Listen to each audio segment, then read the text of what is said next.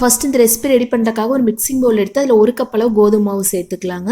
சேர்த்து தேவையான அளவு உப்பு சேர்த்து நம்ம சப்பாத்தி மாவுலாம் ரெடி பண்ணுவோம் இல்லைங்களா, அந்த மாதிரி ரெடி பண்ணி எடுத்துக்கலாம். இப்போ இதில் கொஞ்சம் கொஞ்சமாக தண்ணி சேர்த்து நான் ஃபுல்லாக பிசைஞ்சு எடுத்துகிட்டு உங்ககிட்ட காமிக்கிறேன். மாவு பிசைஞ்சிட்டு இல்லைங்களா, லாஸ்ட்டு இதில் கொஞ்சமாக ஆயில் அப்ளை பண்ணி இந்த மாதிரி செஞ்சு ஒரு 10 நிமிஷம் அப்படியே மூடி போட்டு மூடி வச்சிடலாங்க. அதுக்கப்புறம் எடுத்து பார்க்கலாம். இப்போ நெக்ஸ்ட் ஒரு பேனில் கொஞ்சமாக எண்ணெய் சேர்த்துக்கலாங்க. எண்ணெய் லைட்டாக சூடானதுக்கப்புறம் இதில் கொஞ்சமாக கடுகு உளுந்து பருப்பு சேர்த்துக்கலாம். இது நல்லா பொரிஞ்சு வரட்டுங்க. இப்போ இதில் வந்து ஒரு மீடியம் சைஸ் பெரிய வெங்காயத்தை நல்லா குட்டி குட்டியாக கட் பண்ணி உள்ளே சேர்த்துக்கலாம். சேர்த்துட்டு லைட்டாக உப்பு சேர்த்துக்கலாங்க. சேர்த்து இது நல்லா வதக்கி விட்டுடலாம். வெங்காயம் நல்லா வதங்கினதுக்கப்புறம் மற்றதெல்லாம் சேர்த்துக்கலாங்க. இப்போ இதில் வந்து ஒரு 1/2 டீஸ்பூன் அளவுக்கு மிளகாய்த்தூள் சேர்த்துக்கலாங்க. நீங்கள் விருப்பப்பட்டீங்க அப்படின்னா ஒரு பச்சை மிளகாய் நல்லா குட்டி குட்டியாக கட் பண்ணி கூட உள்ளே சேர்த்துக்கலாம். நெக்ஸ்ட் இதில் 1/2 டீஸ்பூன் அளவு கரம் மசாலா சேர்த்துக்கலாங்க. லாஸ்ட்டாக கொஞ்சமாக சீரகத்தூள் சேர்த்துக்கலாம். இப்போ இதில் கொஞ்சமாக வந்து மஞ்சள் தூள் சேர்த்துக்கலாங்க. கேரட் எல்லாம் இருந்துச்சு அப்படின்னா கூட நீங்கள் குட்டி குட்டியாக கட் பண்ணி உள்ளே சேர்த்துக்கலாம். இல்லை டக்குன்னு ரெடி பண்ணணும் அப்படின்னா இந்த மாதிரி வெங்காயம் மட்டும் வச்சு கூட நம்ம ரெடி பண்ணிக்கலாம். இப்போ எல்லாமே நல்லா வதங்கினதுக்கப்புறம் ஸ்டவ் ஆஃப் பண்ணிவிட்டு கொஞ்சமாக மல்லி இலைகளை குட்டி குட்டியாக கட் பண்ணி உள்ளே சேர்த்துக்கலாங்க. இப்போ மாவு பிசைஞ்சு எடுத்து வச்சிருக்கு இல்லைங்களா, அது வந்து இந்த மாதிரி மீடியம் சைஸில் எல்லாமே உருண்டை பிடிச்சி எடுத்துக்கலாங்க.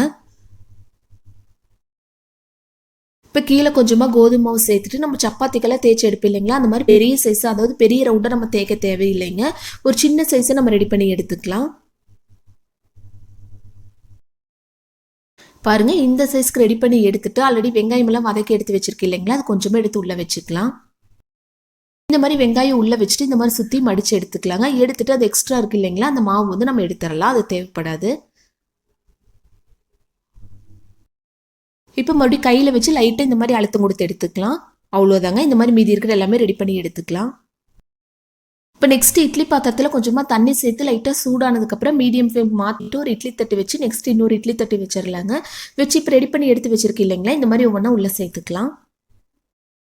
இப்போ நம்ம மூடி வச்சிடலாங்க. ஒரு 5 நிமிஷம் மீடியம் ஃப்ளேமில் வேகட்டும். அதுக்கப்புறம் எடுத்து பார்க்கலாம்.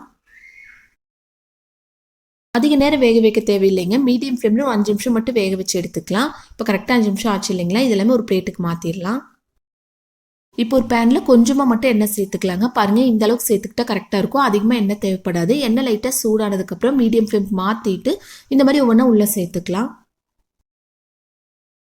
இப்போ இந்த மாதிரி ஒவ்வொன்றா ஒரு சின்ன கரண்டி வச்சு நம்ம திருப்பி போட்டுடலாங்க. ஹை ஃப்ளேம் வச்சிங்க அப்படின்னா ரொம்ப கரிஞ்ச மாதிரி ஆயிரும். ஸோ மீடியம் ஃப்ளேம்லேயே வச்சு இந்த மாதிரி ஒவ்வொன்றா திருப்பி போட்டு பொன்னிறமாக வந்ததுக்கப்புறம் நம்ம வெளியில் எடுத்துடலாம். பாருங்கள், இந்த கலராக வந்ததுக்கப்புறம் நம்ம வெளியில் எடுத்துடலாங்க. இப்போ ஸ்டவ் ஆஃப் பண்ணிவிட்டு எண்ணெய் ஃபுல்லாக வடிச்சிட்டு இதெல்லாமே ஒரு பிளேட்டுக்கு மாற்றிடலாம். அவ்வளோதான் பாருங்கள், சூப்பராக கலர்ஃபுல்லாக ரெடி பண்ணிட்டு இல்லைங்களா. டேஸ்ட் ரொம்ப அட்டகாசமாக இருக்குங்க. நான் ஃபஸ்ட்டு சொன்ன மாதிரி வெங்காயத்தோட நீங்கள் கேரட் எல்லாம் சேர்த்து வதக்கி உள்ளே வைக்கிற மாதிரி இருந்தாலும் வச்சுக்கலாம். அதுவும் டேஸ்ட் ரொம்ப நல்லா இருக்குங்க. கண்டிப்பாக எல்லாருமே ட்ரை பண்ணி பாருங்கள்.